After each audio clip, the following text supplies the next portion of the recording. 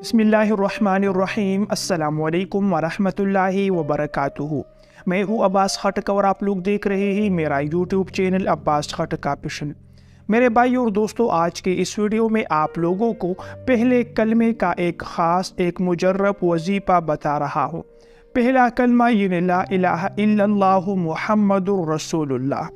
آپ لوگوں کو آج کی اس ویڈیو میں اس کلمے سے متعلق ایک بہت ہی خاص وظیفہ بتا رہا ہوں۔ انشاءاللہ اس وظیفے کے برکات اور ثمرات آپ لوگ اپنی آنکھوں سے دیکھیں گے۔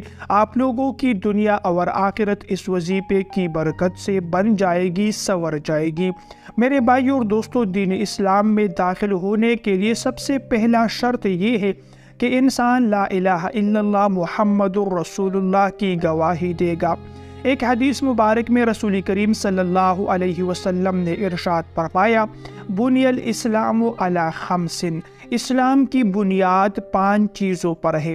اس میں سب سے پہلے کلمہ شہادت کی گواہی دینا ہے، یعنی اشہد ان لا الہ الا اللہ وحدہ لا شریک لہ واشہد ان محمدا عبدہ ورسولہ۔ تو جب تک کوئی انسان کلمہ شہادت کی گواہی نہیں دیتا، وہ دین اسلام میں داخل نہیں ہو سکتا۔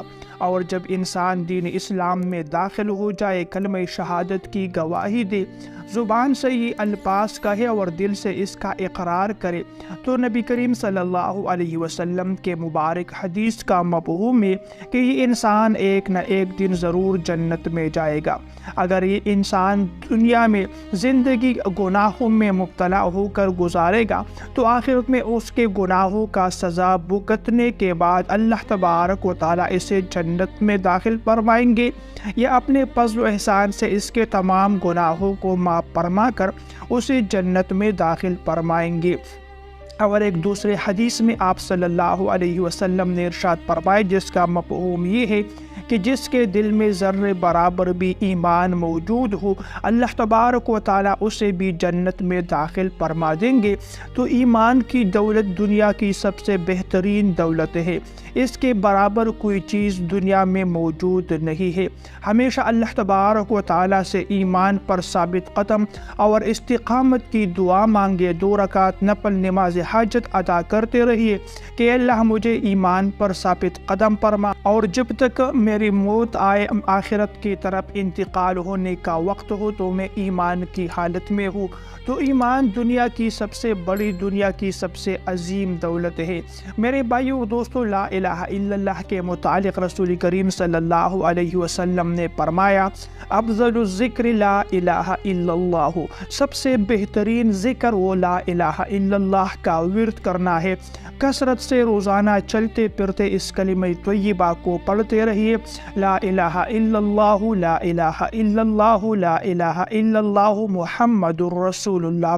انشاءاللہ اس کی برکات، اس کے اجر و ثواب آپ لوگوں کو آخرت میں اس کا اندازہ لگ پتہ چل جائے گا۔ آپ لوگوں کو نظر آئے گا کہ لا الہ الا اللہ ایک مرتبہ کہنے سے اس کی کتنی بڑی اجر و قیمت ہے۔ میرے بھائیو اور دوستو، جو انسان ایک مرتبہ لا الہ الا اللہ کہتا ہے، فرماتے ہیں کہ عرش الہی کے سامنے ایک ستون ہوتا ہے جو وہ لرزنے لگتا ہے۔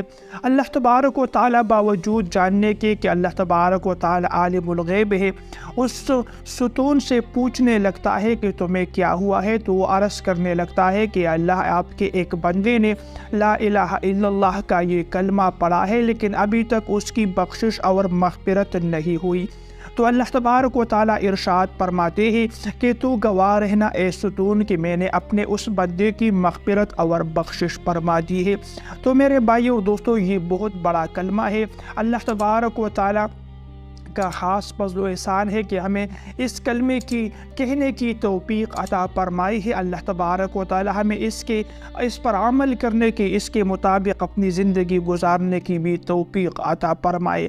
پیارے بھائیوں اور بہنوں، جو وظیفہ آپ لوگوں کو بتا رہا ہوں، کلمہ طیبہ کا وظیفہ ہے، جسے آپ لوگوں نے روزانہ جو ہے ایک خاص وقت میں، جس وقت آپ لوگ فارغ ہو، اس وظیفے کو کیجیے۔ آپ لوگ 100 مرتبہ بھی پڑھ سکتے ہیں، یعنی ایک تسبیح پڑھنا، اور 313 مرتبہ بھی آپ لوگ اس کا ورد کر سکتے ہیں۔